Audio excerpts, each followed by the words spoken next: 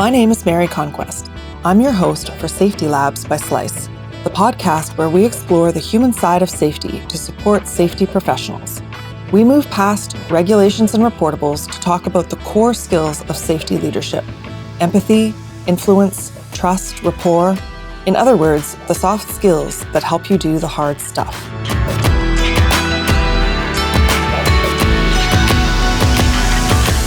Hi there. Welcome to Safety Labs by Slice. Hiring in the safety profession is a crucial process to get right for any leader looking to build an effective safety team. And for new safety professionals, it's good to know what skills are important to develop, especially if they're skills that aren't taught in school.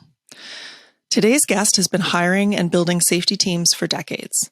I'll talk to him about his views on what skills make someone a good candidate for the safety profession, the dynamics of an effective team, and how he approaches the hiring process. Michael Flynn is a registered safety professional who has been the corporate safety director of Barnard Construction for nearly 10 years. He's held roles in construction safety since 1995 and has been an active advocate for roadway safety. As part of that work, Mr. Flynn is the past president of Friends and Family of Roadway Workers in Arizona, a group dedicated to public education about how motorists can help protect the lives of road construction workers. Michael is a former Marine and current active member of the Marine Corps League. He joins us today from Bozeman, Montana. Welcome.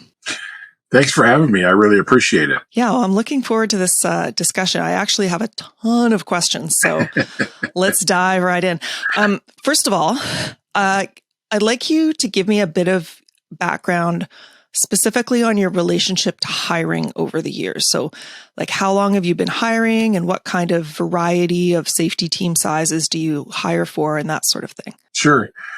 I really have been hiring pretty much my whole career. Even, when I started as a safety manager and then became kind of a regional person, I'm still was looking for people to work under me, to bring up under me. And then now it's gone all the way to where I'm hiring teams for projects and building teams. Right now, I think I have 16 active safety professionals. I've been as high as 50. So it's small and large, teams of 10 to teams of 2. Right. So that's a lot of variety and a lot of experience. Right. You've talked before about the importance of soft skills in hiring for safety management. What skills specifically do you look for, and why do you think that they're important for a safety role? Great question. First off, safety is all about people. So the soft skill side is, how do you carry yourself, even just in the interview? Are you looking at me, or are you kind of looking elsewhere? If I'm looking or having a conversation with someone that's right out of school, I don't expect this deep safety background. They're in school. What I do want, though, is how do they converse with me? And then what are their ideals going forward? Or is it about, trying to help people, or is it really about more the technical side that interests you? Because that's two different worlds. And then you have the flip side when you're looking for experienced help. Now you hope that they've honed their professional skills and the personal skills, and you can get more into the technical side. So it is two different dynamics, but both still center around how you interact with people. If you were interviewing someone who is newer and maybe is fitting more on the technical side, do you think there's a role for them? It's just a different role? Or do you think that you really need someone, when you're talking about their ideals, you really need someone who's more on the quote unquote human side?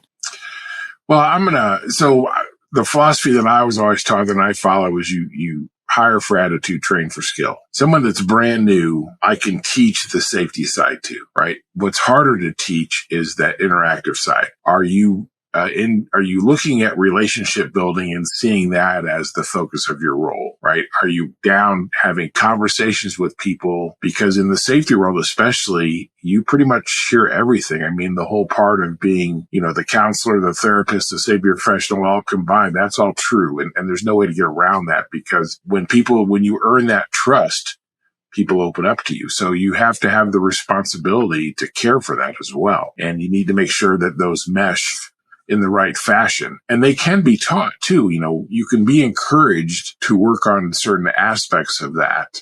But to really succeed at the high level, that has to always be your lead. And then the technical side will come with it. On the notion of teaching, so these are things that they don't teach in school. You answered this a little bit, but do you think that safety training programs should teach this stuff?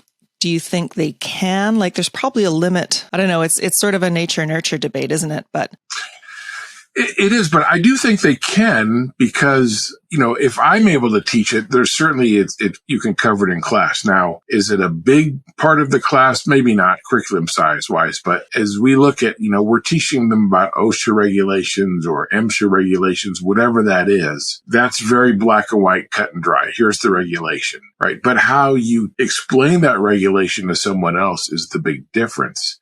And because there are so many different personalities, I'm sure the school setting is very hard to focus on. You have to do it this way because that's not, you can do it a million different ways. It's more about recognizing when you're effective. And I do think that can be talked about in school. When are you effective? Well, here are the signs that you're being effective. And you definitely can learn just on the one-on-one and conversations with other students on how to interact. Those are things that can be set up and taught. It's probably time consuming. So, in a curriculum that is time based, it may not be the easiest thing to do. But if we focused more on that interaction side and understanding it, I think we'd have solid safety professionals coming out of school fairly quickly. They would move up the ranks or move up in skill level fairly quickly because they recognize first things first, what's important. Okay, so in the soft skills, you've mentioned building trust, looking in the eye, that's kind of confidence.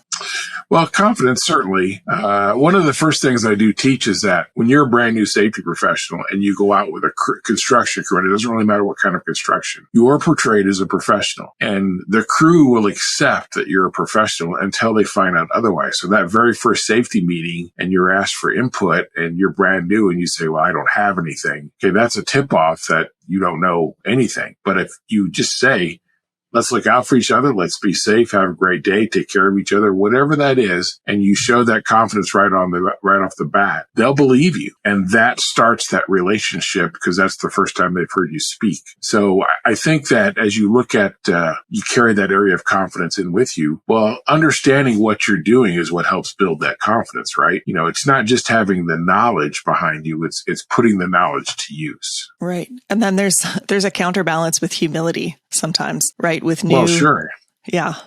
Yeah, because now you're also talking to somebody, you're brand new and you're talking to somebody who might have 30 years in the business. They're going to tell you 30 different ways to do the job you want them to do safely. And they're going to tell you 30 different ways to not do the job you want them to do safely. And you don't even know what the job is. So it's understanding how you reach to them and recognizing their expertise for what it is, and work on that as well. Build that, trust them for what they know and what they are showing you as a new safety professional. Even if you're 15 years in the business, if you're working around something you haven't been around, the best way to learn that is ask them, well, how do you do this? Right? That's the humility side of being willing to say, I don't know what this is, publicly. Yeah.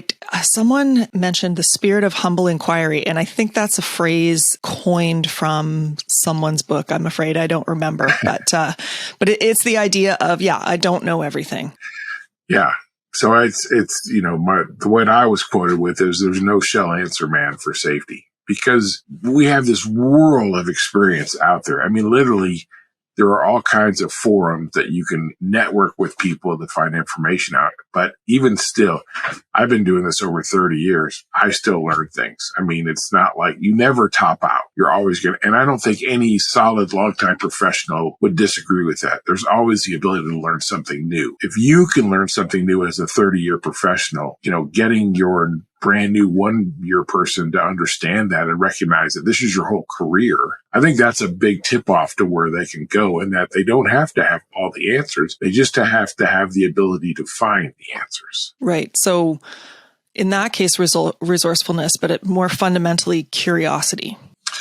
I think that's part of it. I mean, you have to have the desire to do a good job, right? You want to be professional. If this is just a job for you, that's one level. But if you really are passionate about what you do, that's the goal in life, right? To find your passion, then it's not even a job anymore. This is just who you are. And as you continue to work on yourself and build yourself, all of that grows. And then pretty soon you're the person passing that on, to the person you've brought in. So you build, this legacy behind you, and you determine what the legacy is. Is it a good legacy or is it not? You build it whether you plan to or not. You will leave some kind of legacy. Yeah. Yeah, exactly. So let's go to an interview. You've just met a candidate, they've gone through HR screening, that sort of thing. What signs, you've mentioned looking you in the eye, but what kind of it's hard to evaluate this stuff, because if you just say, hey, are you curious? Are you resourceful? In an interview, everyone will say yes. Well, I think talking about goals is good, because if you're a brand new college graduate, what are your goals? Well, first and foremost, your goal is to get a job, right? That's a solid goal. But if that's where they end, that's exactly what you'll get, is a job and nothing more. But if you say, well, I want to continue this side of my education, I'm interested in this aspect of construction, I want to get to where I'm managing people someday, I want to get to where you are, Mike. Those are all goals that you can respond with and say, okay, those are great. Let's figure out how we can do that and how to get there. I know, a standard interview question is, what are your 5 and your 10-year goals? I'm actually okay if someone says, I'm not sure what my 10-year goal is, because they're just starting, right? But I think you should start to zero in on a 5-year goal when you've gone to school and you've done all of that homework to get to where you are now. Hopefully you know what you want to do with it. And if you don't, okay, that's kind of a sign as well. But you don't have to have all the answers. You're just stepping your toe into the water, right? So there's 50 different kinds of construction out there that you may be interested in. So maybe you're more on the mining side, or maybe you're really kind of a crane fanatic, or, maybe you want to do offshore work. I mean, a lot of different areas. And sometimes the only way to know is to be around that type of work. So as the person hiring, I also have to be flexible to recognize 2 years after we've hired them, are they on the track that they want to be on? So my people have to give me their goals every year. And I review them with them. What are your goals this year, right? What can I do to help your goal? And then when we come back around, well, how did you do? But it's still upon you to take care of whatever it is you determine is your goal. My role is to just ask you, well, what is it and what can I do to help you? And then I'm kind of the check and balance, right? Well, you really kind of let this go. Is that really what your goal is? Or do you need to rethink that? Or do you need to refocus on getting it done? Because we all get busy. Life certainly throws a lot at us. And it may be that you have a really solid goal that you haven't been able to start for whatever reason. We can sit back as the managers and the directors and say, well, you could have done this or you could have done that. Or we can step in and say, well, let's rethink this, and what's a better way to look at it? Is this still the goal that you want? And if so, let's break it down into smaller pieces. How can we get you started? Well, this year, let's just work on this aspect of it, communication, whatever that is, and work through those things. But if we're in an interview and it's really not unheard of, it's not unusual for someone to say, I'm not really sure what my goals are yet. Okay, that's not a terrible answer, because you're being honest. So that's good. You're not just throwing something out there. But it does make us look a little deeper, because we want to know more about you. And a really good way to find that out, you have to broaden your set of questions then. So typically those turn into really good interviews, because you're getting to know that person a lot more than just a baseline interview. You're actually seeing who they are. And that gives you a much better chance to bring someone into the field and make them more successful, because they know where they want to go, or they know kind of the direction. They just may not know what it means or what it looks like when you get there. Yeah. So when you say broaden your questions, you mean like move more into, let's say they say they're a crane fanatic, move more into the why, that sort of thing, or? Well, not so much the why, maybe. It's okay. Well, what experience do you have around that? Well, the why would be, why do you like cranes? What is it that fascinates you about them, right? And they could say, well, just what a crane does is unbelievable, that we're able to lift such large amounts of weight with a small machine. Okay. I mean, that's a really good base, but how many different kinds of cranes are there?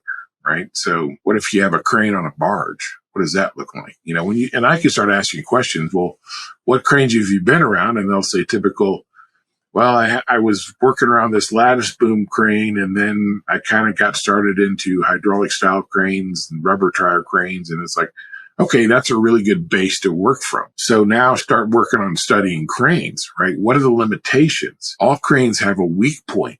Have you identified that, so that when you're talking about cranes and working on assisting others, you have to have a background of knowledge now to be that expert in that style or in that field. Okay. So then through that discussion, you're learning more about them. You're learning about what they actually know. And then if they're successful, you're learning about how you can guide them or mentor them because you understand their goals a bit better. Yeah. That in turn helps you understand them. And I have no problem saying, look, I want to get you to the point where I'm coming to you for questions.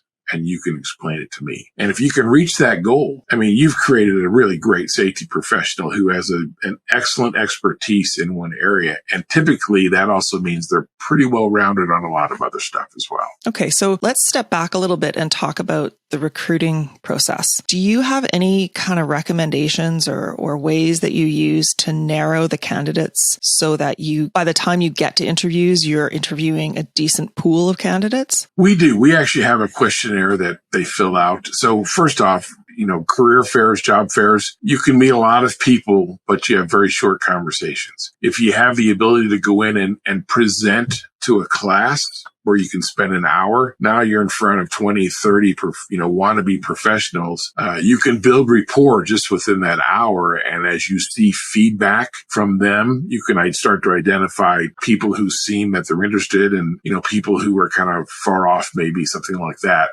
So that's a really good leg up. We have a questionnaire, though, that's kind of like some non-traditional questions, and I'll give you one is, have you done anything that a previous boss felt was a really good solution to a problem? And they look back and say, well, my experience before school is working at a fast food restaurant. Okay. But in that time, did you do something when your boss said, wow, that's a great idea? Because if they can express that type of thing, and even if they have to think and it may be small, it's then, that's someone who recognizes first off what the question really means. And they can go back and say, actually, yeah, I am that kind of person who was able to do that. And here's what it was, right? It's really hard to ask a brand new college graduate, well, how do you handle a 30-year grumpy, superintendent? I don't know. I've never been around one, right?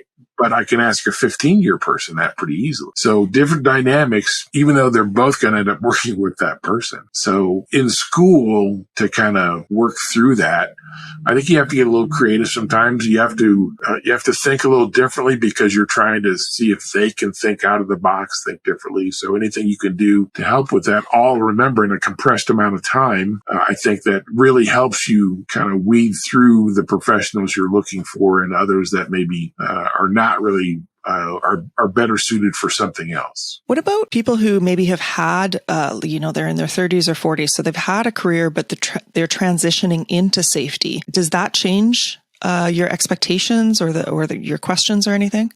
It really does. One thing that I hear a lot is you've had an equipment operator that's been doing it 10 years. And they say, well, I really like what you guys do. I want to become a safety professional. How do I do that? And I will tell them, well, the first thing you can do is work on your education. Take the OSHA 30 and let's start there. And then you have to stop and see what they do, because if they don't take the time to take the OSHA 30, then they're not really serious about asking you that question. But if they do, then okay, this person is actually serious about it. So what can I do to help that transition? We actually have a couple of great safety professionals who were former superintendents. And so they understand the work really, really well. And they understand the safety of it really well. What's new to them is the paperwork side of safety, the administrative side. I can teach that. Right? That's easy. But when they already know that they can have really good conversations and they understand the work, and actually they can, while they're teaching an operator safety, they can actually teach them about the machine they're operating. Boy, that's a win-win. Yeah. And I imagine that kind of nurturing, for lack of a better term, makes a lot of economic sense too for the company, right? Because you're not bringing in someone who's completely new. You're bringing in someone who's familiar with, in this case, with company culture, with the way things work. Yeah. They're very well established. They're highly thought of already. So they already have the relationship side built. But they do have to separate themselves and remember, okay, now your focus is this, but you don't want them to lose what they just came from either. So it's a really good mix. Well, good to know for people who are considering safety. You've mentioned before that sometimes you look outside of safety programs for candidates. Where else might you look, and why would you take that approach?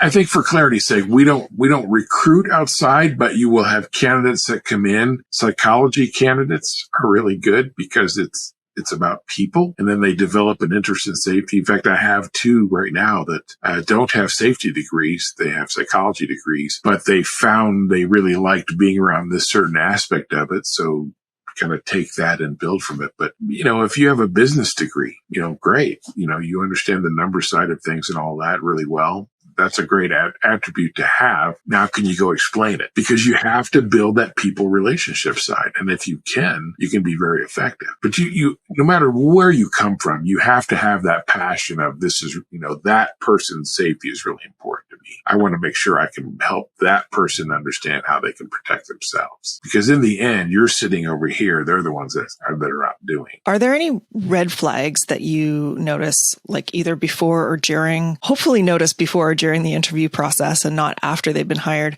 but that indicate that someone really isn't cut out for safety? That's a challenging question because, I'm just one opinion. Yeah, right? Of course. But if you're answering questions with one-word answers, that's not a really good sign of good communication. So I would have to think twice about something like that.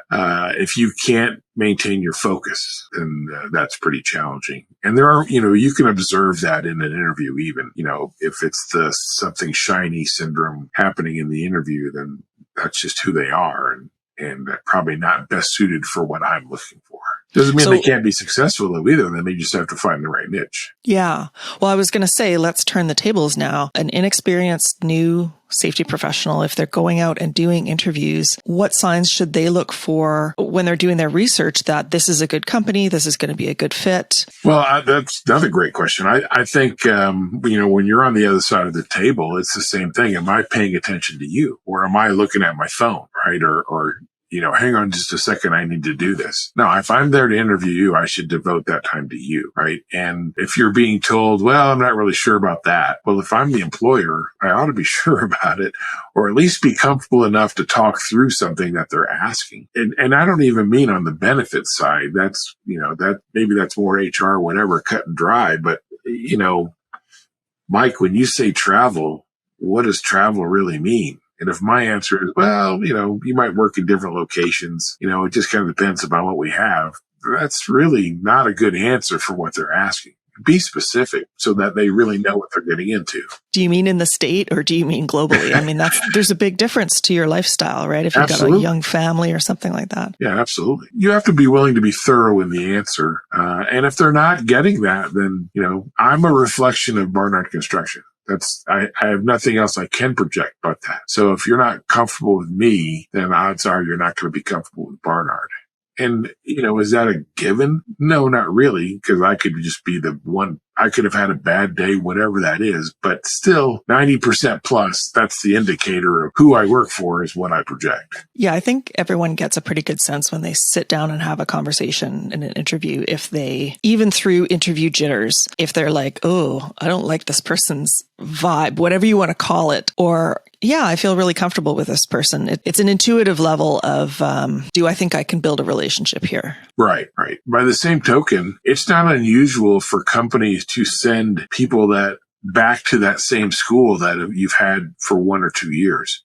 So really not a lot of experience, but they can tell you right out, are they working for a good company or not? So if that's who you're sending back to recruit, because everybody's career fairs are typically in the same time frame and you just can't cover them all, right? So I have someone who's had a great beginning 2 years.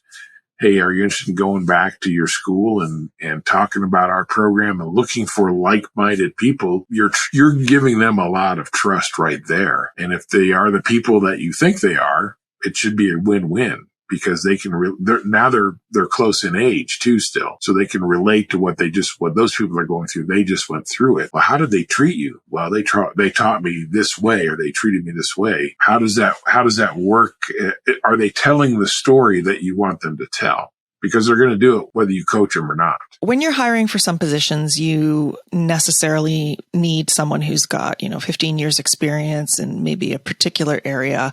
And for some positions, they don't need experience. It can be a new grad. When it doesn't matter which, do you have a preference? Like if you had one candidate who's been in safety for a long time, does that give them the edge, or does that actually work a little bit against them? I wouldn't say that it works against them. I think it's still going to come down to what what the company is looking for. If we have a 25-year person, awesome experience, but are they aligned culturally, or are they, no, it's black. This is the line. Nobody's going to cross that line. Okay. There are companies who work that way, and maybe you are successful in that, but they have a great advantage because you don't have to teach them safety. They already know that. It's more about how are they applying it. A new graduate's awesome because you get to mold both sides. So when you're looking at long-term people, we get to start at zero with this person. And in 2 years, I've got built somebody that's very capable. They're just young or they're just inexperienced. So it's two different dynamics. I think both can work in most situations.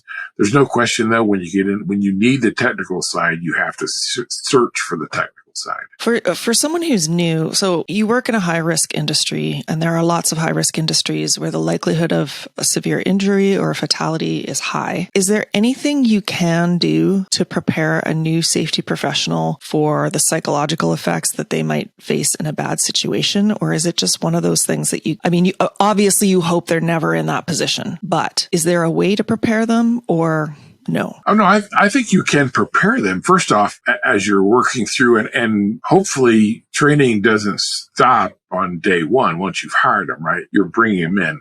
But part of that training as they move up is, okay, we're going to let you start working with a minor injury, right? And they kind of go through that process. They go to the doctor with them, whatever is required. And as they gain experience, then they're allowed to work a little more serious injuries. And you are able to have conversations with them. Hey, if you had to call that person's spouse, how would you handle that? And start asking those kind of questions and offer those discussions up, because things do happen, unfortunately. If you had a coworker who had a very unfortunate accident off work and they're not going to be there anymore, that's very real, and nobody knows really what happened. They just know all of a sudden that person is gone. You have to help your safety professionals understand the possibility of that, but also you need to handle it the right way as well. So, don't be afraid to ask questions about it, and, lean on your experienced people around you to work through that, because everybody's devastated, not just a small group. That has impact project wide. So I think it's learned.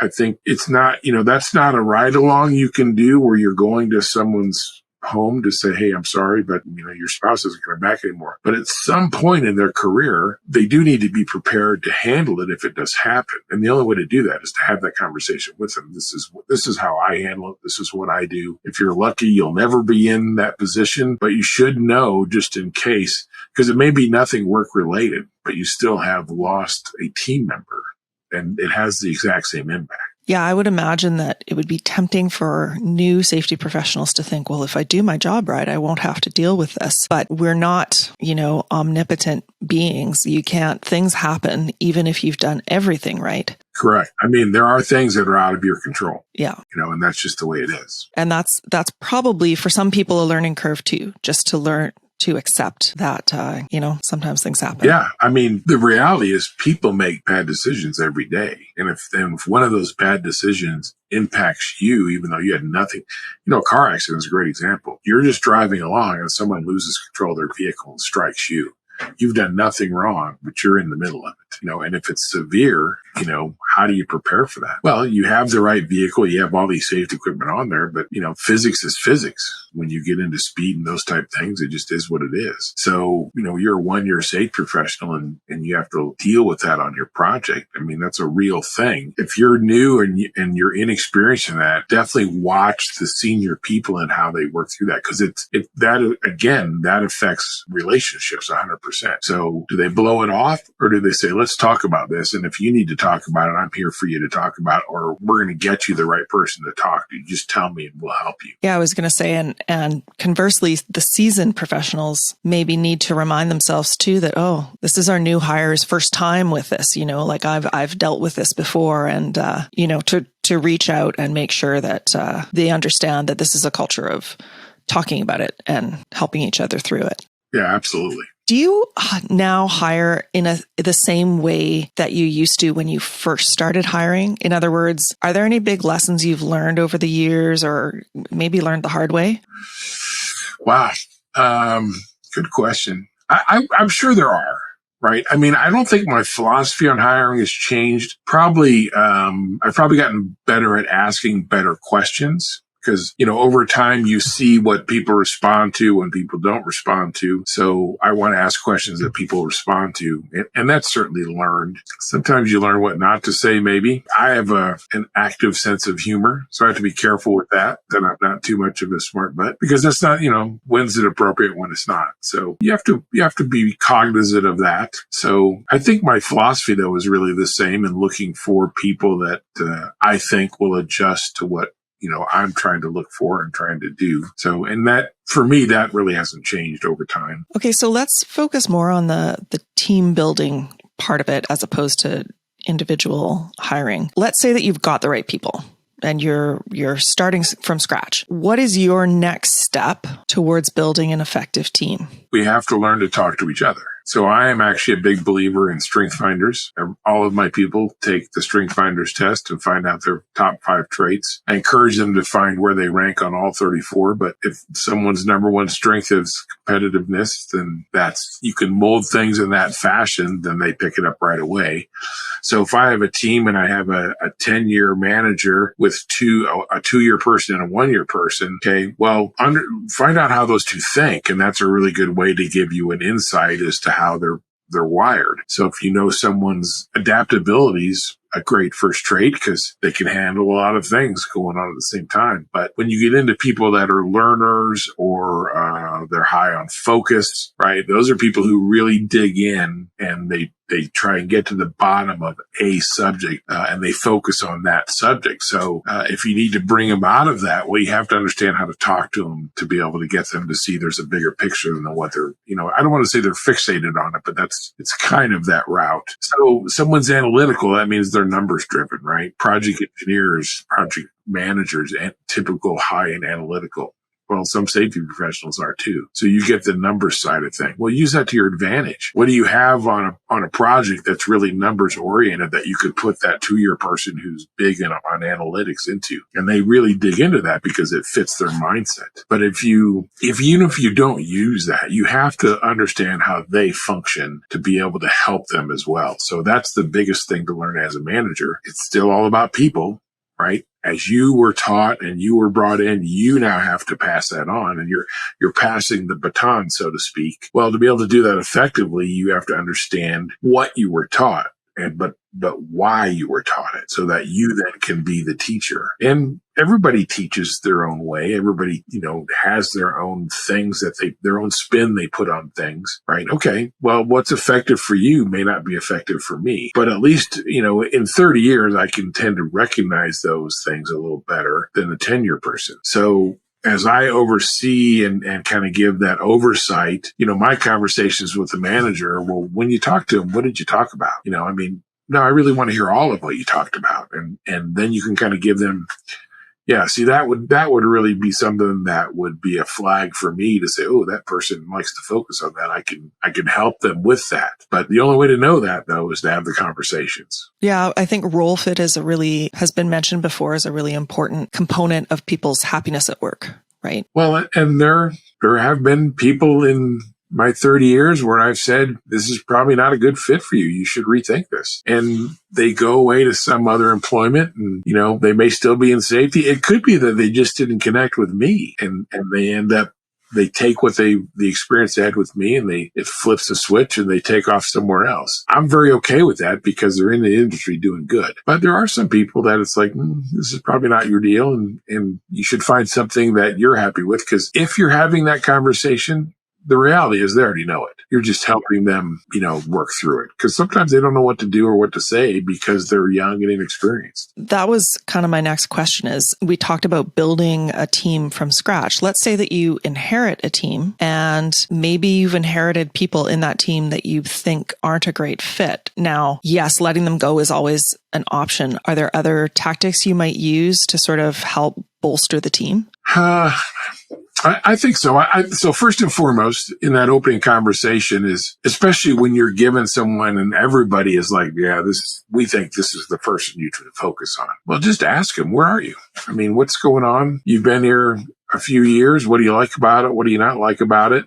Who do you like working around? And you're just trying to get to know them and open up. But typically they will tell you things that are indicators. So as you have more of those conversations, you kind of have that knowledge building. But the other side of it is you have to get to the people that, their peers around them and see is there an actual problem here? Is it a personality thing? Is it just a lack of drive, maybe, and all have to be handled differently. But I can tell you, I have a professional that he's not with us anymore. He is down with his mom and his wife and stuff, and he has a solid career. But he openly said that first year he hated me because I just am kind of that matter-of-fact person. But after having conversations and then the more time he spent around me and he got to see, okay, well, I see where Mike's going now. If I can mold that a little bit and open them up to, well, here's why I do this, or here's what I'm looking for. And they start to comprehend it. That's a win for me, even if he doesn't stay with me, but he's still a great safety professional, still very active, still loves the knowledge side of it.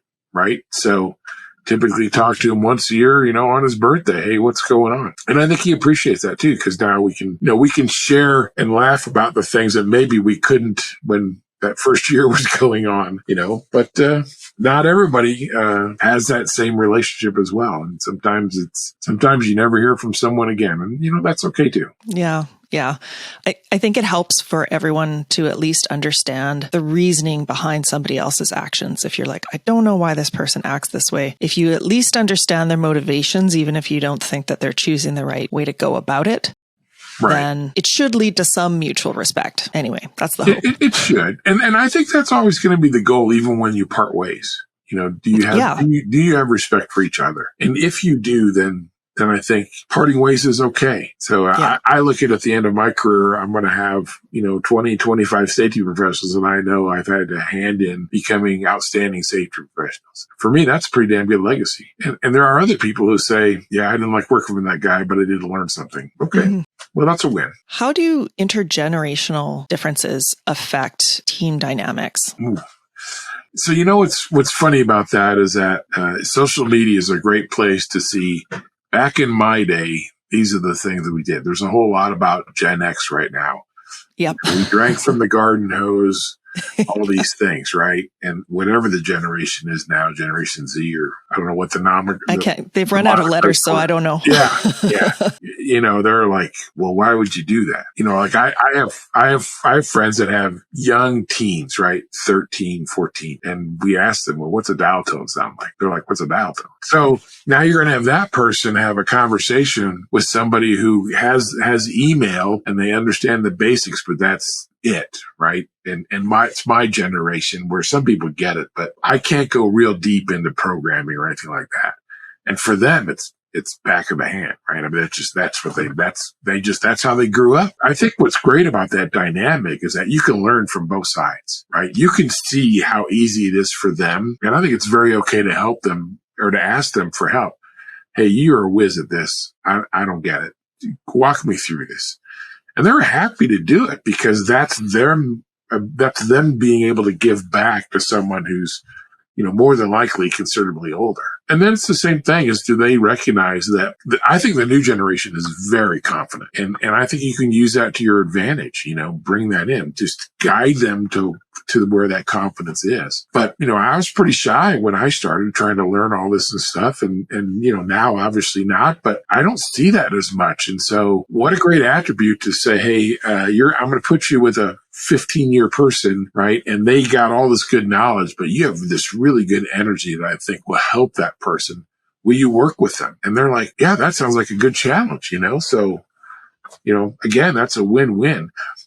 everybody recognizes there's a difference. And we talk about it too much to say there's not. It's, are we willing to say that's a good change? You know, the things that you grew up doing, we had no concept of. The same way you don't understand how we were able to get done what we got done without the tools that we have today. And if you can get them to intermix, you know, definitely a positive, but it's a challenge too, because it is two different mindsets. I was going to say, I think that transparency, what you just said, you know, I'm putting you together with this knowledge person because you've got this other strength. Being transparent about, this is why I'm putting you in a team.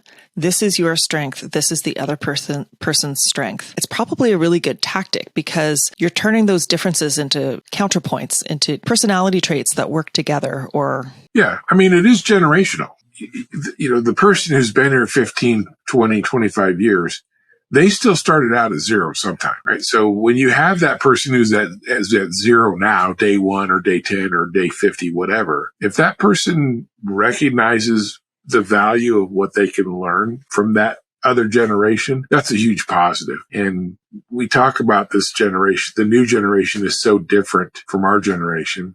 Not really. They just have different toys. So it's, you know, the mindset is really not that much different. When I was young, I wanted to know. I was brash. You know, I did have confidence, but I also knew I didn't know much. You know, they're no different now, but their tools are so much better. So let's take advantage of that. You know, use the tool that you know inside and out that I need the ON/OFF switch. Once I figure out that, I can start. Well, you know, they don't even think about turning things on and off. They're already deep into the side of it. So, you know, I'm going to use that to my advantage too. And they should use my experience to their advantage. Well, Mike, you've got so much around this. I mean, how does this really work?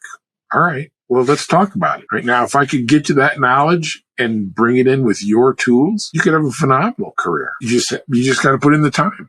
What about networking? This is for new safety professionals, networking and conferences. What role do they play? How important do you think they are? Do you have any advice for how to do it, or what are your thoughts on that? I've seen all levels of people at conferences. Personally, I think especially your first 5 years, learn your trade for the company you work for. That should be your focus. But as you start to gain that, then I think the first area is start getting involved with associations relative to whatever field you're in, right? So whether it's the Associated General Contractors or the National Stone Organization or the American Road Builders Organization, whatever that is, typically there is a chapter in your state that you can be involved in. And when you hit that 5-year mark, you actually can understand what's being discussed, because their goal is for you to go back to your company and hopefully bring your company into them, if you will, or whatever those tools are available to you. But I think that is a great way to network with other safety professionals, because if you're a 5-year person and you're sitting in, let's just say, an AGC meeting, more than likely there's a 30-year person sitting across the table from you that has this wealth of knowledge that you just met. So great way to, as you start to see them on a monthly basis or whatever that is, and you start to get to know them, you know, that's a great resource for you to be able to pick their brain. And it's kind of the same thing. They can watch you as you're up and coming, and they see the program.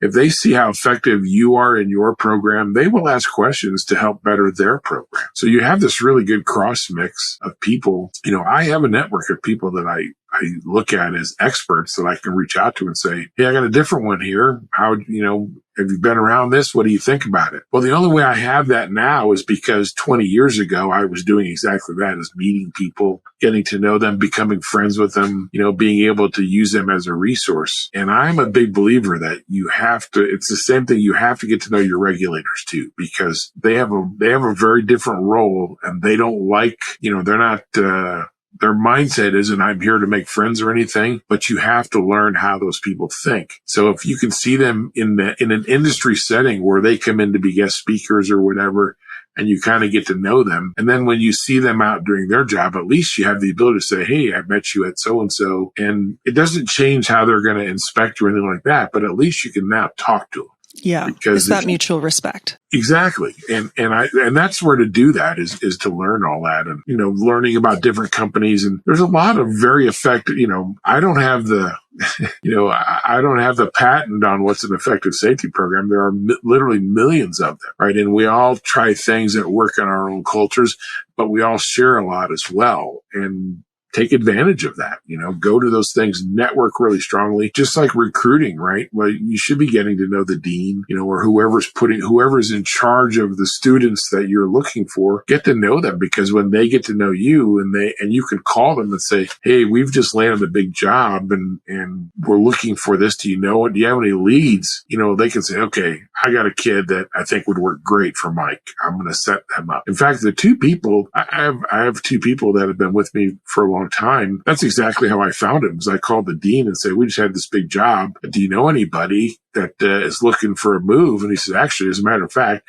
they were in the oil and gas. Oil and gas was shrinking at the time. Let me have you talk to these two guys. And they've been with me ever since. They've been a tremendous find. So that all starts with the relationships though. So you have to network. You have to have those relationships to be able to do that. So when you get a call out of the blue, hey, you don't know me, but I'm looking for someone to do this, you're kind of like, why would I even talk to you? I don't know who you are. You don't have that foundation yet. Right, exactly right. There are a few questions I ask all my guests. And Sure. The first one is, it's kind of one that you've been answering for the entire interview, but I'm going to ask it in case there's something else that you want to add. Sure. Which is, where would you focus soft skill training for tomorrow's safety professionals? So is there anything that we haven't talked about that you might want to add? The thing that it's like the secret that nobody wants to let out. Do you care about your people? Right now, okay, I'm senior quite a bit, and you get the knock as, well, that's your daddy there, or you treat him like a son or whatever. I don't know that I go that far, but I really have a strong relationship with that person, because not only do I care about what they're doing for me, I care about them as a person. So when you're teaching those skills, you have to show them those skills as well. It's really hard to teach somebody, hey, you need to care about people, and that person you have no desire to be around. How is that even possible, right? So I think we just have to keep in mind that, don't forget, we're exposing ourselves when we're teaching all of these soft skills. Have good soft skills to teach. If you could go back in time to the beginning of your safety career, is there any one piece of advice that you might give yourself? Wow. This is my toughest question for, I think, every guest.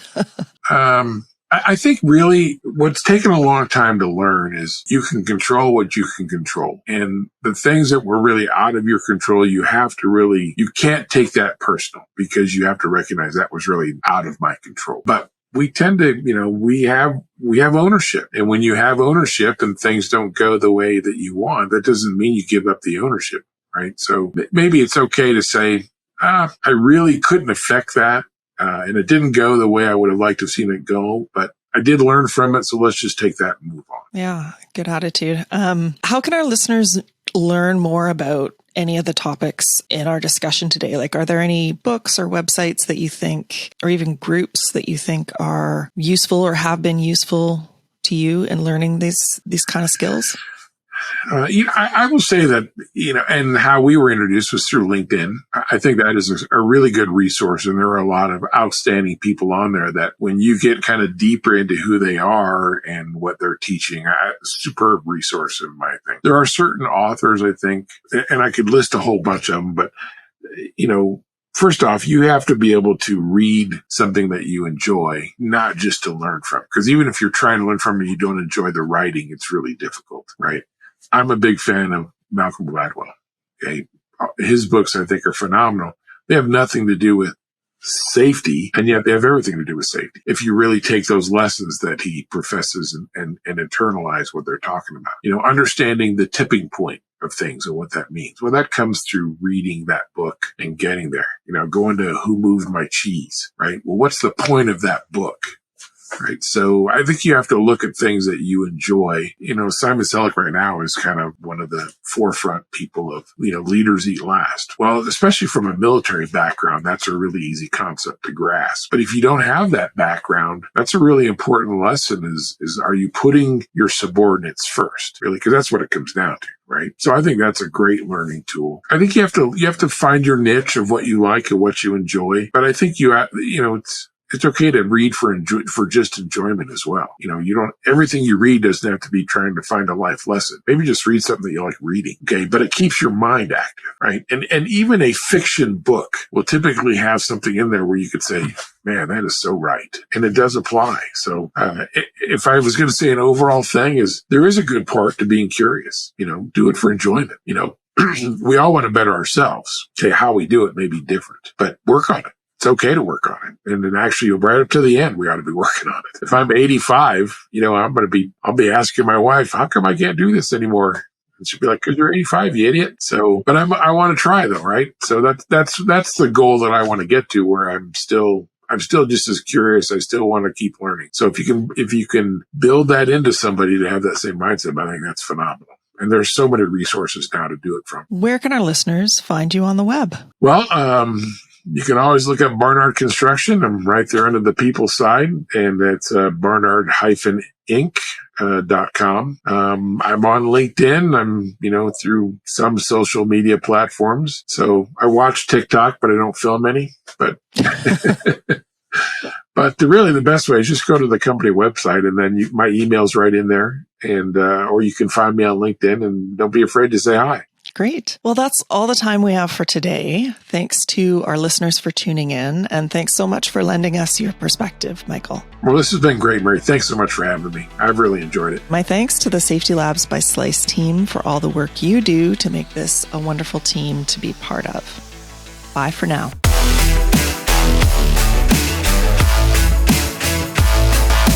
Safety Labs is created by Slice, the only safety knife on the market with a finger-friendly blade. Find us at sliceproducts.com. Until next time, stay safe.